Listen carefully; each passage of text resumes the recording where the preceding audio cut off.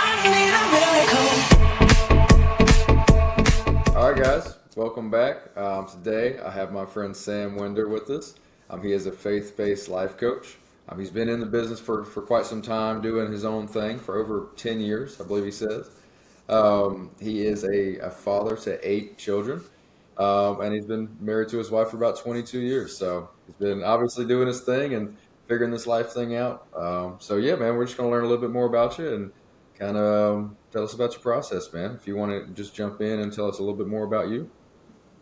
Yeah, Mitchell, thanks, man. I really appreciate it. It's a pleasure to be on this podcast with you. I really appreciate you and what you're doing and reaching and supporting men and families. It's highly needed, and as they say, the harvest is plenty, but the laborers are few. So we need more guys to step up and to step in the gap, and that's what we're both doing. So, thanks for this, and I Yes, look sir. forward to seeing where this goes today. So I like you said, I've been married 22 years, I've 8 kids, and becoming a life coach it did kind of morph into being a life coach. After we had 4 or 5 kids, we would have people often ask us, how do you do this and what are you doing? And we were very focused on parenting, child rearing, and our marriage, and then our kids, we could take our kids out to restaurants and they wouldn't be throwing fits and making a lot of noises, and it was in a sense it was attractive, and that was Right. people would see us out and just wonder how we were doing it. So we started talking with people about that. We would often have people over in our homes and just spend like late into the night talking about all kinds of things, marriage, parenting, relationships, communication. And then that just morphed into more one-on-one, where I was starting to meet with men. I still meet with married couples, and I do help with parenting, of course, but mostly I'm meeting with men to help them and support them in their Christ-like masculinity and understanding how to communicate with their wives and with their kids, understanding conflict resolution. I support guys who have been messed up with porn and other types of addictions / relationship issues, and those are hand in hand, very, very common. So yeah, I love what I do. I'm also part of a men's ministry. So the men's ministry, where we get together, we have retreats, we do campfires, we do all kind of adventures and activities. I couple those together. So whenever I'm meeting men for coaching, I try to introduce them to and bring them into this men's ministry where they can have that camaraderie and support in a group, more of a group setting, and vice versa too. When some guys come into the ministry, if they need one-on-one support, then I offer that, and it's just really beautiful how it all kind of goes together. But it's definitely in line with my passion. I used to be in fall protection sales, so rooftop fall protection, where you had to wear a harness and a lanyard and be anchored to an anchor.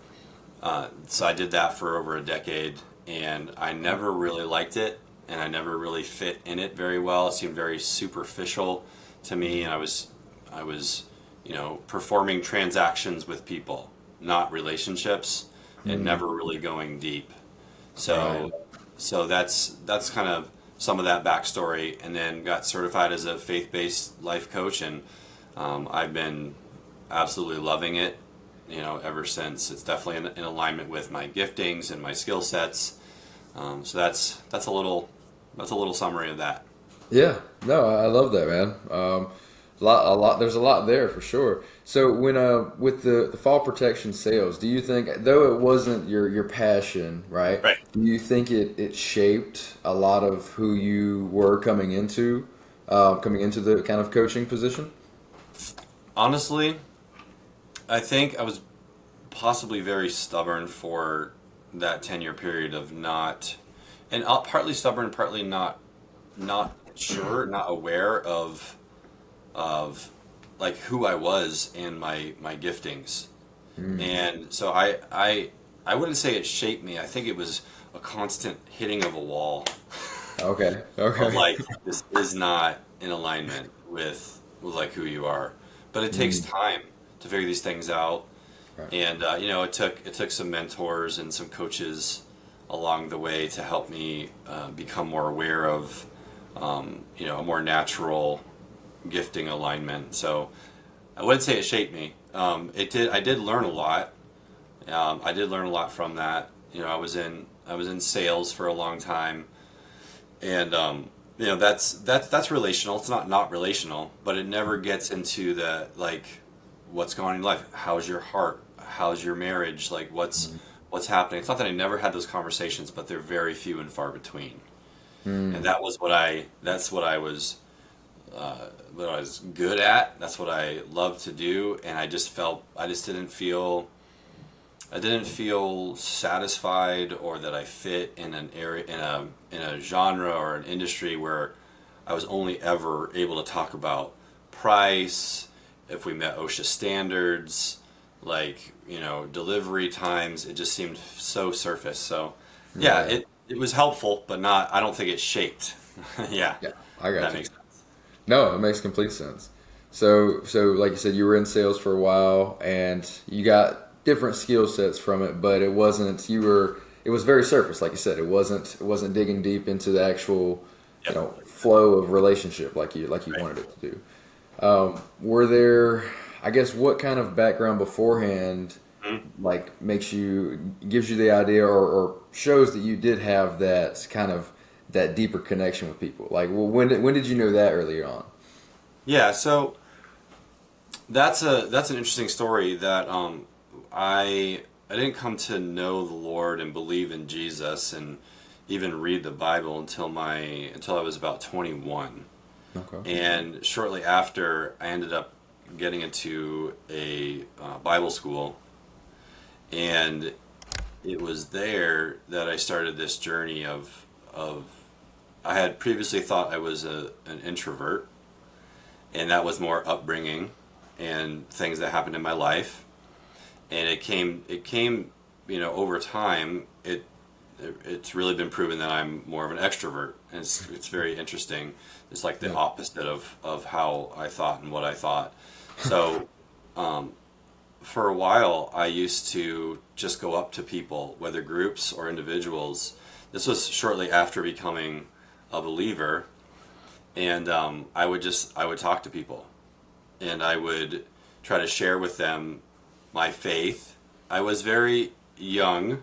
I was zealous without a lot of knowledge and wisdom, but it became apparent that I was interested in having non-superficial conversations, because I would ask them, like, what do you believe about God? And then they would just share things with me, Yeah. and not just about God, but their life. And I really loved it, and I would stay in. You know how some people are just either they're wired that way, or they just avoid conflict at all costs. And I wasn't avoiding conflict. I was literally getting right into it, and sometimes getting in a little trouble. Like I said, I was young, and Right. I would challenge people, and and in some ways was pretty edgy and rough. But I would go out, and then I started meeting people who were doing the same things, and we were doing open air evangelism, Mm, and we were we were talking with just lots of people, and I was talking with lots of people. So I would say it kind of started there. And the interesting thing, though, the twist on the story is that even though I went to Bible school and I started reading the Bible and I believed what I was reading, I still had this massive issue with believing that God actually loved me. mm, And it really stayed with me for years. And it was some of the motivation that I had for actually talking with people about my faith and mm, about God. So there was this underlying sense that I'm not good enough for the Lord, for God, that He loves me but He doesn't like me. So He mm, loves me but at a distance. And so what I came to realize after years of living this way, and it being difficult and it not always bearing the best fruit, eventually came to realize that, I was being motivated by trying to like win over God, trying to win his approval. And so it's interesting how sometimes we do things for that are good things, or that can be good things, but for jacked up reasons. So here I am talking with a lot of people, getting on heart level, subjects and topics with them, and yet I had a serious heart level issue that wasn't being addressed. So it's been a journey, man. And so but the cool thing is, the twist of that is that that's one of the reasons why I'm able to have even more serious and more deep conversations with people, because so many times I'm seeing that there's something deeper than what they're saying and what they believe is going on. And it almost always ends up being something about them not being sure that God really does love them, and they're afraid of being rejected. And that always comes out in how they treat people, and how they're afraid of losing a spouse, or losing their kids' love, or losing friends. It always boils down to what their belief is about who God sees them as, and how he sees them. So even that was part of the journey for me to realize that God really does love me, and that the core issue of man is the fear of rejection. Everything stems out of that, ultimately. But you need the time, and you need the space, and you need the trust for you and a person to be able to get down to that. Right. So that's kind of a roundabout story, but that's kind of been what's happened. It's it's very personal, and again, that's one of the reasons why I'm able to just sit with guys or married couples and can see and hear that fear of rejection, and how that protection of themselves, trying to like guard themselves against that rejection, how it creates such a mess. So Wow. Yeah. No, that was great, man. So, and to add on to that last part, you're saying there that it's like almost like a false sense of masculinity that we portray, right? Like where we fear that rejection. We don't want to be rejected by anybody, especially God. We don't realize it's God though. So we portray ourselves as, we put these walls up against absolutely everybody. sure, yep, that's right. So when that's interesting though. You did, like you said, you didn't know God really until you were 21, and then, like I said, you were introvert before then, but then started like going the opposite way after that. Yeah. Do you think there was, like, when you were introverted as a child or younger on, was it still like a fear of rejection, or like what do you think that stemmed from? Yeah, I think so. I think that when I was much younger, I don't know that I was introvert or extrovert, and I'm not sure what I really was. But as I started to get towards teens, I definitely became like fearful of rejection. I wasn't conscious of that, but I started to become aware of the fact that, people could say or do things in public that could be very embarrassing. And so I would start being, protective of myself. Right. And so kind of shrinking back and not trying to be in the spotlight. So I think that it was a result of, I'm not blaming public school necessarily, but I went to public school, and we did not put our kids in public school. And one of the reasons why is because I didn't want them to have to deal with like a group setting where there was, the gang up kind of mentality. And so, that was some decisions. That was a decision that we made as parents. But I think it's that time frame in our lives when you're in the public and you're vulnerable, and unless you've been trained and taught well on how to handle yourself and who you are, and how to handle conflict, how to handle being made fun of, or things like that happening, it's a rough environment to be in. And so you're either going to learn to fight or flight or freeze. Right. Naturally, and none of those are healthy. Those are Right. the very things that I work with guys and married couples to mitigate and to figure out like what's going on, so that they're not fighting, flighting, freezing, but they're walking by faith instead of those three things. So it's walking by faith is what the goal is. But as a kid, I didn't have faith. I didn't Right. grow up in a home that had faith, and so you have the options you have. So Yep.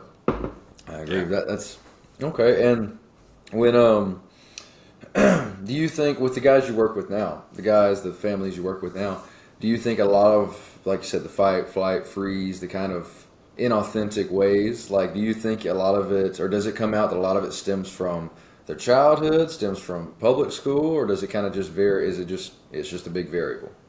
So I would say most times it's very Freudian. Like psychology is great. I love psychology because it observes how people act and how they react and all that. And some of it's a little wonky and it's missing some core truths and foundations, but a lot of it's just observation of how people act. And the truth is, most times this goes down to mother or father. Like Yeah. that's what I find 9 times out of 10. It's mother or father. Now it could be if the mother or father was stable, it's just not very common.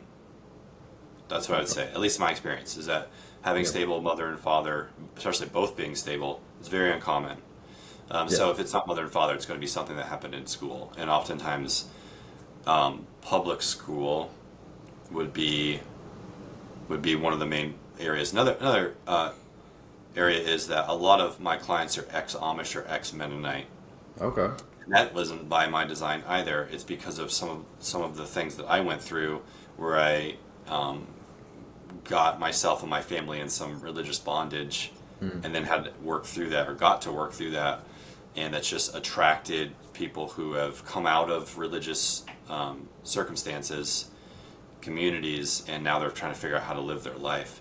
So a lot of times it can be public schools, but can also be religions that man-made religions that have added to and taken away from the scriptures, created their own traditions, created their own rules, laws, standards, whether spoken or unspoken, and there can be a lot of damage from that as well. So I guess that's it's not one thing; it can be Right. multiple things, but it's often it's the authorities in your life for sure when you're younger. Right. Authorities. Okay. Kind of being led down the path in a not exactly efficient way, so to say. Yeah, not a biblical way, not a life giving way. It's oftentimes like from the religious side, it's often the issue is that they're not supposed to be talking. They're not supposed to be sharing what they're thinking and feeling and having emotions on. And so they stifle and stuff down everything in order to fit in. And they don't have a good relationship with their parents. They're not able to communicate. So they also don't communicate well at all with anybody. They don't have a very large vocabulary, oftentimes. Not always, but depends on where they're at. They don't have a very large vocabulary, and they speak typically very slowly, which sounds really good, but it's because they're just not used to communicating. So they're processing slowly, and they're being very careful about what they're saying. So a lot of times I'm working with clients and just saying, hey, this is a safe space. What is it you're like when whatever you're thinking, get it out. Because they'll sit there and think and be quiet, and they're thinking like, what's the right thing to say here? What's the thing to say that not get me in trouble? What's the thing to say that wouldn't result in rejection? Yeah. Yeah. So one of the things I work with them is just to simply get it out, even if it's messy. Right. That no, that's really cool, man. That's really, I guess that process of breaking down those walls. I mean, we're talking about these walls that people have built up their entire lifetime. Yeah. What, I guess, how do you go about just starting that? I mean, is it, I know, like I said, you do in-person stuff, right? Like you do, people come out and that's really cool. Does that, I guess, what's that process look like for you? I mean, is there like a kind of step by step you go through, or is it just kind of, you just feel it out? Like, Yeah, so over the years it's become more or less a process. Everyone's different, so it's, when I'm speaking with people, it's not cookie cutter. Right. It's not cookie cutter. So the first thing I tackle is the concept of capturing our thoughts. That we're called to, Paul says that believers capture their thoughts in obedience to Christ. And I think that's been thrown around a lot in, Christianity and in churches, but it's not really explained, but it's actually quite pivotal because as a man thinks, so is he. Life and death is in the power of the tongue, but the power of the tongue is the power of the thought or the beliefs, whether they're here or in our heart, wherever the case may be. And so we're called to not be conformed to this world, but be transformed by the renewing of our minds. So it's the thoughts that are the issues that we have. So I always start, 99% of the time, I start with this concept, and I walk them through an exercise that helps them to understand what it means to capture your thoughts and why it's so important. And I work them through an exercise where they don't know that's what I'm getting at ultimately, and I have them answer this I create a scenario which creates a lot of and I ask them to use their imagination, and it creates this scenario that's a scary scenario if it were real. And then I ask them to explain like how they're feeling and what's going on in their heart and their mind if this scenario were real. And they tell me about it, right? Yeah. And then I turn the scenario around and I make it so that I drag it out a little bit so that they feel it. And I say, okay, this has been going on for a week, and then how do you feel now? What's going on in your family? And they explain, well, it's been this, and is it getting worse, staying the same, or getting better? And they're like, no, it's getting worse. And I'm like, yeah, because situations don't stay the same. They either get better or they get worse. They either go up or they go down. And then we talk about, so then we come to phase 3 of the exercise, and there's a solution there. There's a solution, and then the anxiety, the chaos, the disorder, the miscommunication, the frustration, the lack of sleep, all that diminishes. And then I show them, I say, this is what happens. That scenario is an example of what happens when you don't capture your thoughts. When you don't capture your thoughts, you are living in chaos, disorder, frustration. You don't know who you are. You don't know where you're going. There's fighting with people. There's lack of patience. There's all kinds of disorder. But when you capture that thought and you have dominion over that thought, now that thought doesn't have dominion over you, because you either capture your thoughts or you're captivated by them. And that's the life that we live. The life that we live is a direct result of the thoughts that we have. And if our thoughts are running around wild in our heart, in our mind, in our body, however it is, then we are not in control of our lives. We are not the captains and commanders of our ships. But that's exactly what we've been called to do, and exactly what we've been called to be. We've been called to be the captains and commanders of our lives underneath the authority of God. But God has given us free will to captain and to choose our path. And he says if we take steps of faith, he will direct that path. But if we take steps of fear or of anything that's not faith, then what does that mean? That may mean that the path may just be all over the place. So that's one of the first things. It's foundational.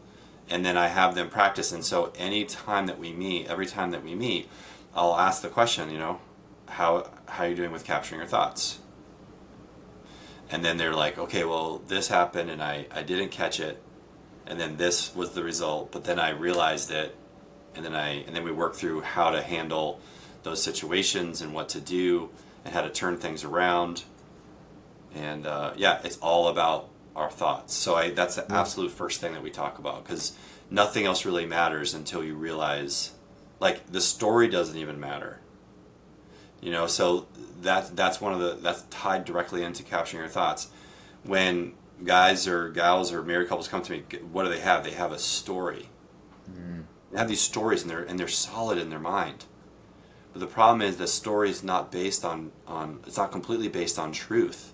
there are lies they've believed along the way, and so it taints that story, and therefore it taints the results. So part of my job, as one of my main jobs as a life coach, is to interrupt those stories, because it's their maintaining solidarity in that story that continues to get them the same results in their life. But when I'm able to help them, so I interrupt on purpose, and I tell them in the beginning, hey, there's going to be times where I interrupt you, and I'm not sorry, but there's a reason for it. You know how people say, like, oh, I'm sorry to interrupt, or I don't mean, here's what they say, I don't mean to interrupt you, but what did they just do? They just interrupted someone. And so they actually meant to interrupt you, but we don't like conflict, so we say, I don't mean to interrupt, but we're actually interrupting. Anyway, so my job is to interrupt, and I don't apologize for it. I say, look, this is necessary, and you might feel jostled, or like, oh man, I really want to get this story out, but it's super important, because if point 1, 2, or 3 out of 27 points is not even in alignment with the truth, then the story doesn't matter right anymore. And so the first session is hitting into all this from the hit the ground running, and the sessions afterwards, they flow from that foundation, right which is imperative. No, I love that, man. So like you said, you're striking away and breaking down the foundation so you can build back a better one. Yeah, exactly. Yep. Or it's showing that they oftentimes don't have the foundation. Right. That's where I've been. You know, I've been there. I get it. There's no judgment. It's just until you know, you don't know. Right. You just don't know. It's like building on sand, man. It'll never work. I know. Totally. That's where I was for a long time too. So yeah, me too. Yeah. Crazy. It's crazy times, man, for sure. Exactly. Yeah. So when you were first starting, I know you said that, like you said, it kind of morphed from, you had your children were well behaved people. They liked that. They were drawn to that. They wanted to know how to do that, right? 5 kids that's a lot of kids already, and they're all behaving well. I mean, I struggle with my 2-year-old, Yeah. So like, I can just imagine what, how people were drawn to that. But how did your transformational process go, like in those early stages where you were starting to coach people and help people in their marriage, their family life? Like, as an individual, how did you start to transform in those early stages? So I say we, my wife does not life coach anymore, and there's reasons for that, and she's being a mom and doing some of the things that she wants to do. But in the earlier years, we were reading tons of books, and one of the things we did also was, when we had 3 or 4 kids, we would seek out other families that were ahead of us, who had a bunch of kids, and who seemed to be doing well. And we would spend time with them. We would eat with them. We would sometimes just invite ourselves over. Be like, hey, can we come over? And they were very willing and happy. And so there were similarly, as we've been mentors, and I've been a mentor to many, we were mentored, and it was imperative. We needed to see other parents who are 10, 15, 20 years older than us in action. And that was key, because reading books is really, really helpful, but it cannot compare to seeing people actually live it out and do it. That was imperative. And unfortunately today it's generally speaking, a lot of us don't know our own neighbors. And so it's very difficult. Since COVID and all that happened, it's a different world, right? And so you need to have a concerted effort to have these kinds of things happen. But to answer your question, that was a big deal in our life at that time, that it helped us see, because we didn't have teenagers, and so we were seeing them interact with their teenagers. And it wasn't perfect by any means. It wasn't like star the model, the way to go. It was really helpful, and we could have conversation. That's the thing. We could watch things happen, and we could ask, okay, why did you do that? And then we would get understanding and insight. and it just the wisdom, the insight, the understanding, the experience just started to just kept growing and growing and growing. But it wasn't without seeking it out. It wasn't without digging for the gold. It took effort. It wasn't osmosis. We didn't just like sit around and it came to us. Like there was a lot of effort put in place for sure. A lot of deliberacy, being deliberate about everything. Okay. Yeah, absolutely. Yeah, that was key for sure. Oh, that's awesome. I guess how did you go about finding the families? Just kind of looking around and finding people who were a little bit older with as many kids, or I mean, was there certain groups or church or? Yeah, so I would say that it was normally through churches that we were a part of, and we were looking for people who, first of all, who would have conversation with us, Right. and if they were more open to conversation, and if they invited us over, they were typically more friendly. And I'm not, speaking against those who don't invite people over, but there's a difference, and so we kind of attracted each other because we were hungry and looking for fellowship and looking for help and support and looking to share our lives and have lives shared. And so you find if you knock, seek, and ask, these things will be given to you. That's again, it wasn't easy, and it didn't just magically happen. Like it did take intentionality. So sometimes people would kind of come towards us and maybe compliment, how our kids were behaving or something, or we would see how they were handling their family and their kids, and we were attracted to them in the simplest like friendship, kind of way. Right. And then we just, you have to have conversation and say, hi, I'm so and so. This is my wife. This is my kids. And then get into that interaction. But you have to be willing to have that basic confrontation. Mm. And confrontation is one of the things I share with my clients is confrontation is con is with, and front is like face to face. So it's with face to face. And so what I always say is to try to break down the tension of even the word conflict. Usually I'll ask my clients, how are you with conflict? Like, I avoid it, I don't like it. But you cannot have healthy relationships without conflict. Mm. It is absolutely necessary. Conflict does not have to mean fighting or, not liking each other or saying things that are terrible. Conflict just simply means like it's a face-to-face, and it has to do with being direct and asking questions and answering questions. And if you can do it without fighting, that would be fantastic. So conflict is absolutely necessary. Conflict is going up to a person you've never met before and taking that risk and asking them, hey, like, hi, my name's Sam. Who are you? Nice to meet you. And I like to say, going off a little bit here, but I like to ask them, who are you? Mm.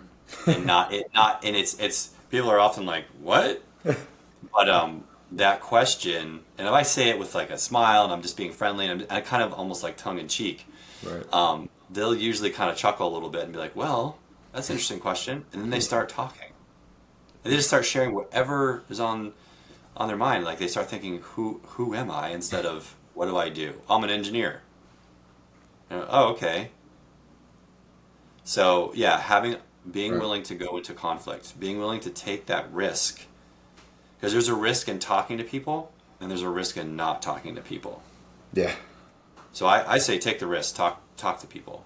Take the risk. Never know what could happen. Never know what could happen. I love that, man. And that's something I've learned so much in my process too, because I grew up this introverted kid, or at least teenager, where I avoided conflict, I avoided talking to people, I avoided all these things that I knew deep down, like somewhere inside of me, that I needed to do it. Right? I needed to get out there. I needed to better my skill of communication, but I just didn't do it. I avoided the conflict, right?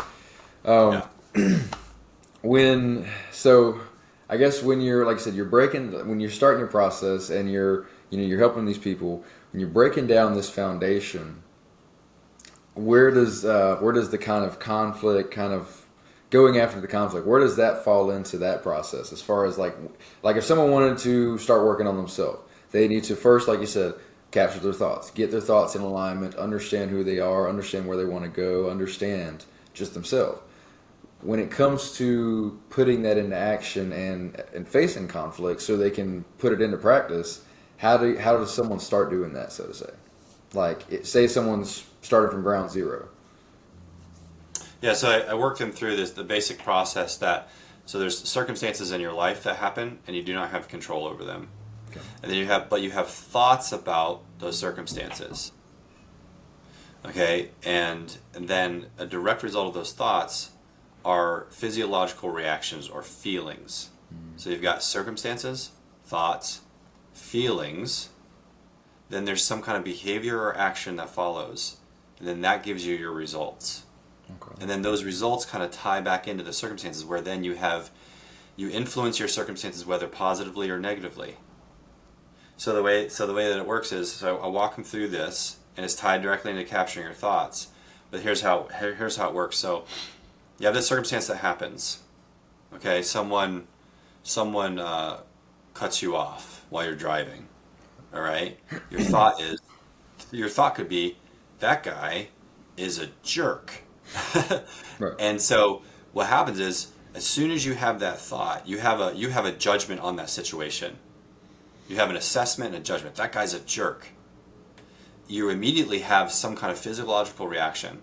It could be tension. It could be an increase of adrenaline. You could be breathing heavy. You could get hot. You could start sweating. And then directly following, and this could be like fractions of seconds in time, and then you're immediately going to have some kind of reaction or behavior. That could be, if it's really bad, you could go into road rage. Right. and start doing something stupid with your car and that car. You could hit on the horn, you could be swearing or yelling or whatever, and then you have the result of that. Like, that result could be you could get arrested, you could just cause an accident, something like that could happen. And then guess what? The circumstances in your life are going to change, because when you're arrested, that's going to follow you, and everything you do from there on is going to be affected by that. So that shows a negative cycle. The positive cycle could be where something like you get cut off. Let's use the same scenario. Your thought is that dude must be in a hurry, must be running late, must have a lot going on in his life, and the feelings that result directly are just peace and calm. And then your behavior might be like, this might sound like too spiritual or something, but it could be like, God, please help this guy, and whatever's going on in his life, help him to know you and to not hurt anyone, and whatever's going on in his life, I just pray for peace and joy in his life. And then the result is, that you have a mindset and an outlook on life that is healthy and helpful, and then that affects your circumstances, and then it just trickles down and becomes this positive direction, right? And so the way that to go back and answer your question, the way that I help people to navigate on a day-to-day basis is to start, because a lot of guys, especially men, they're not even aware of their feelings. And by feelings, I don't mean emotions, the thoughts they're having. I'm talking about, they have thoughts about stuff, and things are happening in their body. They might get really tense, or their breathing might get really heavy. They might get super hot, or might feel numbness. Right. They might kind of go blank in their mind when they're facing conflict or something. And then, so what I help them with is to pay attention to, number one, their thoughts, which I deal with on the first session, right? But what happens if you miss the thought and it's going around wild? You're going to have feelings that are going to result. So I help them to pay attention to how they're feeling and to actually talk about it. So I create scenarios, or when they're telling me about situations in their life, I say, how did you feel in them? You see them looking up, thinking about it, because they haven't thought about it before. Right. Well, I think I was feeling like tight in my chest, and I was having a hard time breathing. Something intense might have happened, right? Mm-hmm. I'm like, okay, what else? They're like, well, and they explain it. They start to explain it, but it's difficult at first. And then what happens is, so I help them to pay attention to their feelings, and then how they physiologically feel. And then if they miss the feelings, then they're going to have behaviors. And so work with them to help them pay attention to what they're doing, the behaviors in their life. You know how there's the concept of behavior modification? Mm-hmm. So that's not what we're doing, but it is important for us to recognize and be aware and conscious of our behavior. Right, right. Okay, and then if they miss the behavior, they're certainly going to see the results. Right. So what you can do is, if you miss the thought, then maybe you can catch the feeling. If you miss the feeling, you can catch the behavior. If you miss the behavior, you're certainly going to see the results. And what you want to do, though, is out of all that scenario, the only thing that you can actually do anything about is our thoughts. So you go back up that trail, and you get back to the thought and say, why do I have the circumstances I have? Why did I do what I did? Why did I feel how I felt? What was the thought that I had? And so there's a cycle of like life and circumstances that we have, and that's how it flows. And so at any point, if you can capture that, and what I say is, each one of those points is a red flag to say, hello, pay attention. Hello, pay attention. And so really I'm working with my clients to be cognizant, awake, and aware of themselves as a key priority. And if you're not awake and aware of yourself, how can you be awake and aware of other people? Right. So you cannot love your neighbor as yourself if you have no idea how to love. I don't mean to like love yourself in that selfish, stupid kind of way. I mean, love yourself. It's a priority that we pay attention to what's going on in our own hearts and minds. So that is the kind of practical way that's one. There's other things too that can be done to help with that. But understanding that and really swallowing that and making that part of your core and your being is absolutely imperative to recognize. For instance, when a husband and wife are about to get in a fight and you feel that adrenaline starting to come up as a man or even as a woman, whatever, that's like, uh-oh, where are my thoughts? Because I'm thinking my wife is my enemy. And that's how my body's reacting. It's acting as if someone in front of me is my enemy. But it's not. It's not my enemy. So, okay, take some breaths, create some space, capture the thought, align it with the Lord, align it with the truth, and then come back and have that conversation that's necessary for health. So, if that answers your question. Definitely does. No, that definitely does, man. That was a great answer.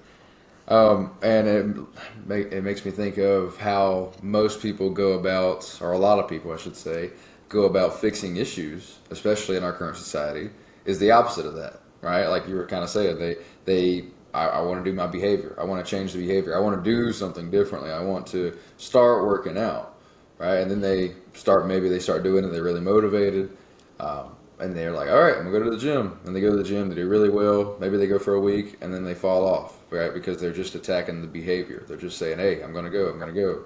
Rather than creating that emotional, that thought pattern of, like, I am this individual that goes to the gym. I am this individual that I want to feel the goodness of a workout. I want to be this person who works out so I can have the effect on my mind, my body, my everything. Yeah, that's the be, do, have. Yeah.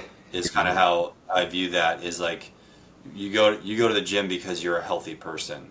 Right. You're not saying I'm the healthiest person. Right. You're saying I'm a healthy person. As a healthy person, I go to the gym.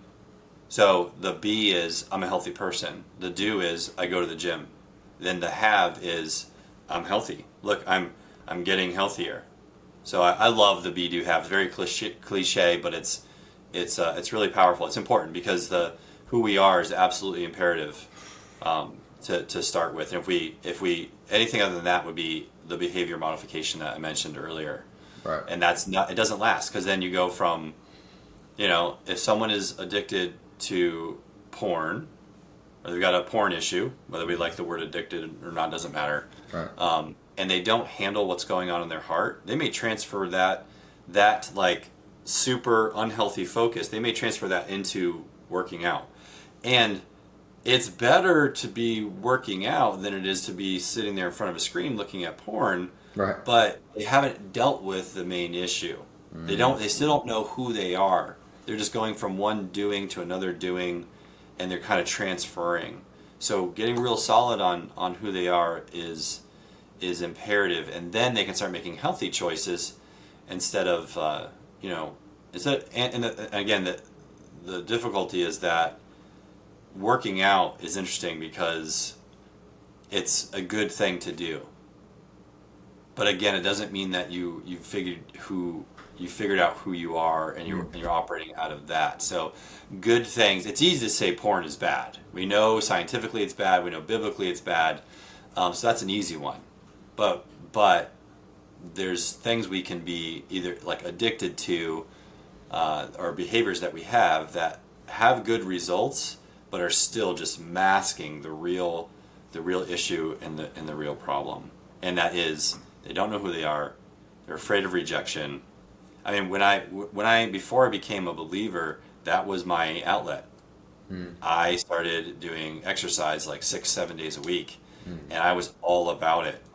And I thought that was what I needed to do to protect myself, and it had a lot of benefits. Right.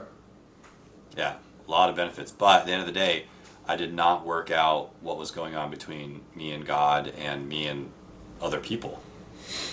I posed. I put on a pose. I put on this like facade of muscle and strength, but I was really scared and weak inside. I know the feeling. I know the feeling for sure. That's been a part of my process too. Like I said, it's you jump into it because like I said, there's all these great benefits. Just like there's other habits like that too, and it's better than doing the opposite. That's one thing I wanted to ask you about. Like, so for a lot of people, it is that process of I'm doing really bad. I have these bad habits. I'm forcing myself down this road of a lack of integrity. I don't know who I am. I'm building off of this cracked foundation, and some part of me knows. God's trying to tell me. The universe is trying to tell me, but my habits aren't aligned up with that, right? So I switch over. Now I'm doing maybe I'm switching over, like you said, habit modification, kind of switching over into a different role. What is the sustainable way to do something like that? I mean, to switch over from that negative paradigm to the positive paradigm. Like, is it almost just unsustainable altogether to switch in an instance? So without a change of mind, there's nothing that's really changed. And so my experience is that these changes are not sustainable, and to whatever degree they appear to be sustainable, like they're lasting for years and years and years, when you talk to someone who hasn't handled the heart level of what's going on, like you find, for instance, that real strong, tough guys, they're not real strong and tough. And if you're able to get to a place of in a conversation, they'll either try to verbally get you to back off or back away or not ask the questions, or but if at the end of the day, if there's not a change of mind and you don't realize that you actually do belong and that you are loved and that you are free, I do believe that people can make physical changes, like quit smoking or go to the gym and go to the gym for a long time. But I think most people are not going to sustain those things when they don't realize, they don't know who they are. They're not settled with who they are. Then they may make that, being a gym rat, for instance, they may make that their identity. But eventually, over time, I think it loses its luster. It's like anything. Grass is always greener. And so they will likely go on to something else at some point. And then, you'll see them for a few years, they'll be super buff and strong. And then, several years later, you see them, they're huge beer belly, out of shape. They're not doing it anymore, because there's why? Why do it? Like, it's a lot of work. It takes discipline. It takes commitment. And if there doesn't seem to be a payoff relationally, that's the key probably, is there's not a payoff relationally. If you're not having better relationships, it's almost like, well, only people I don't know think this body is cool, but when they get to know me, I can't sustain the relationship. So what's the point? I think that's generally going to be true across the board. So yeah, I do believe like without a change of heart, um, ultimately it will probably be vanity or futile. Mm. Yeah. Which again is, Unfortunately, that's what it is. what'd you say? What was that saying? Unfortunately, I think that's how it is. Yeah, Yeah. and I think that's like you said, that's so much of what our society is, built around nowadays is the vanity, just building off of that cracked foundation of being worried about everybody else, worried about what someone thinks, how the world feels about us, when we really should just be ourselves. We should really detach from our ego, give ourselves to God, give ourselves to the universe, and just be us. Just be us and be thankful. More than anything, just be grateful, man. Yeah, yeah, no, I agree. There's a ton to say about gratitude for sure. How it changes our body, giving thanks, I agree, and man.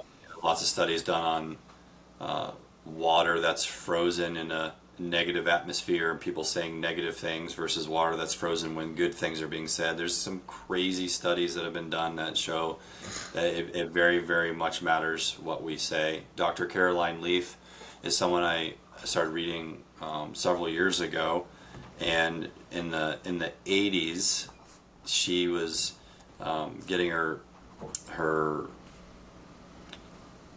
she was becoming a doctor. Mm. I forget what kind of doctor. No, it was something to do with the brain. I forget her exact title. Anyway, Mm. one of the jobs that she had while still in university was to study people who had had massive brain damage, and they were basically at that time they were told that they were going to be vegetables the rest of their lives. You know, they couldn't had no cognizant, no brain like activity, almost none, right? Very, very, very little. And she basically set out to prove that that was not true. And it was based on her reading of the scriptures and her belief that God makes all things new. Mm. And it sounds really hokey pokey, but the whole industry has turned around since her studies, and they now realize that you can have a complete full recovery even from massive brain injury.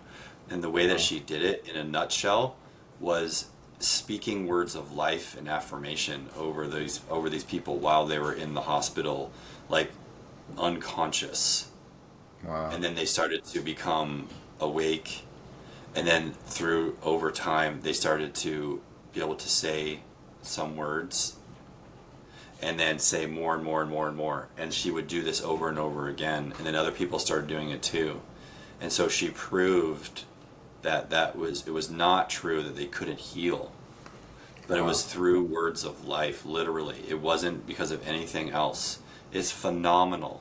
And so she has lots of books written about this phenomenon slash like the way that life is.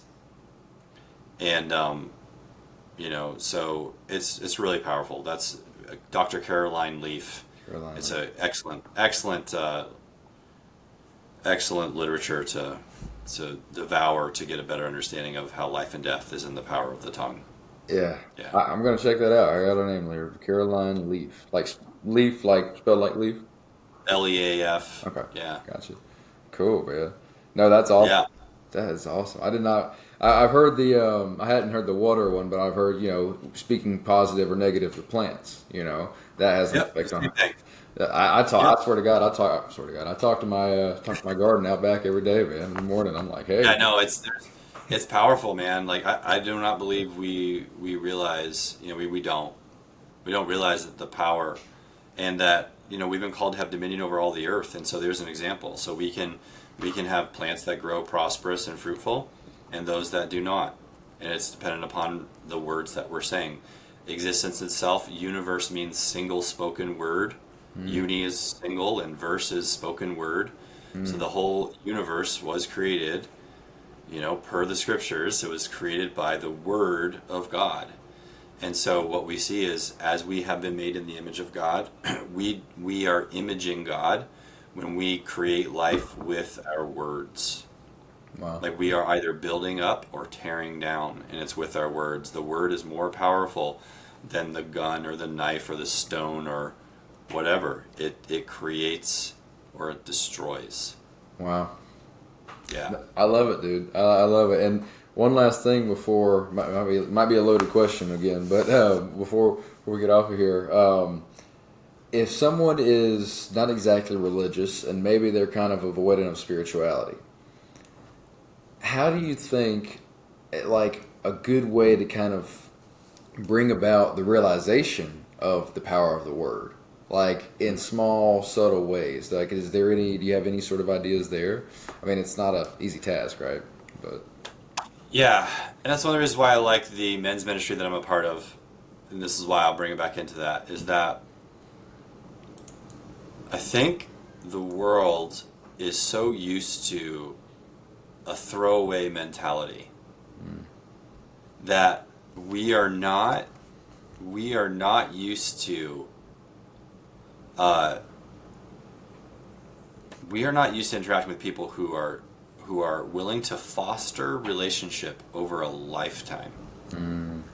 We are used to fast food, Amazon same day delivery, next day delivery.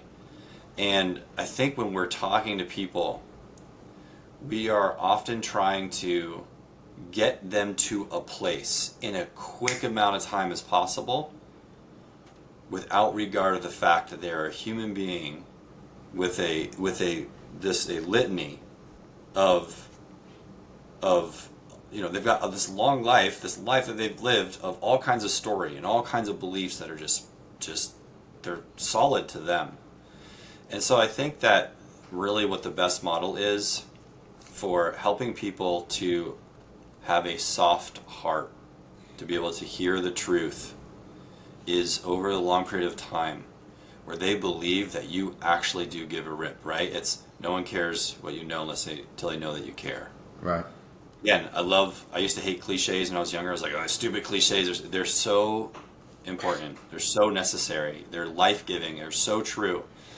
Yep. And so over the course of time, that's part of the ministry model that I'm a part of. It's, man, like, I'll walk with you for the rest of your life as long as you're willing to walk together.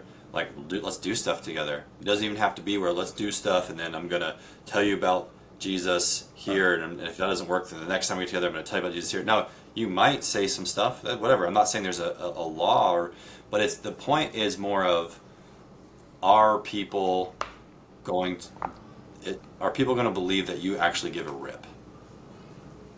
And that's just really lost. And we have to fight against that, I think. Like, I have to fight against that because, you know what, it seems easier just to, if I could take this person, have a conversation with them for an hour, and turn their whole life around, and like help them see the light, and everything becomes super clear, it'll be so much better for them and for the world and for our community. Yeah, sure. It's just not how it typically goes. And so if we could chill out, take some breaths, like, just believe that, not just believe that God is going to give us the time, but actually be committed and be intentional, be strategic. And by strategic, I mean, like, get together with that person. If they're your coworker, invite them out to something else that's not work related. And do that on a fairly consistent basis, whether it's once a month or every few months or whatever.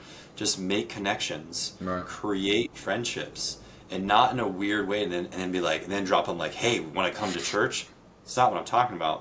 I'm talking about our relationship with them, and that where we can share life with them, we can even be supportive. Like, if we're able to help people with like things in their life, they might be having issues with parenting, for instance, right? Or finances. And if we can like just talk with them and give them some support and encouragement, some things to chew on and consider, and it actually starts helping them in their life a bit. Now you've become a person that they can trust. Why? Because you're trustworthy, not because you're sly. Not because you're trying to get them to do or be something. But if our heart's in the right place, then we're gonna want good for everyone that we meet. And so it would make sense that eventually you would have some kind of conversations, maybe it's sprinkled here, some seeds there, about the truth, about God, about light versus darkness. And So I think the word is commitment, and maybe the word strategy. Commitment and strategy. Like, be mindful, thoughtful about what you're doing, intentional about what you're doing. Don't just wing it and watch life go by. Right. So, yeah, so get together with people. Get together with people. Have fun with people. Do things that they like to do, and invite them to things you like to do. It's a long-winded answer. No, it was perfect. But it's the truth, man. That's how I see kind of what we're called to. I think that's what discipleship is. Making disciples of one another is a long-term plan. I mean, Jesus was 3 years with the main 12, and at one point he's even saying, like, man, how long must I stay with you guys? Like, you're really thick, And but he was 3 years. Hey guys, I hope you enjoyed the video here today. I do apologize for the ending cutting out. We had a little bit of technical issues and lost some of the footage, sadly. But yeah, I hope you enjoyed everything. If you did, if you got something from it, if you learned something, you got some insight, feel free to drop a like, comment below what that was. And yeah, I'll go ahead and link him below, Sam Wender. You can find him on Instagram. Man, I always have so much fun doing these, and I'm just going to keep doing them. So I'll link him below if you want to check him out, get in contact, like some of his other content. He's got some funny stuff. That'll be below. And yeah, let's just share the message, guys. Let's just keep getting the word out there. Let's keep making the world a better place.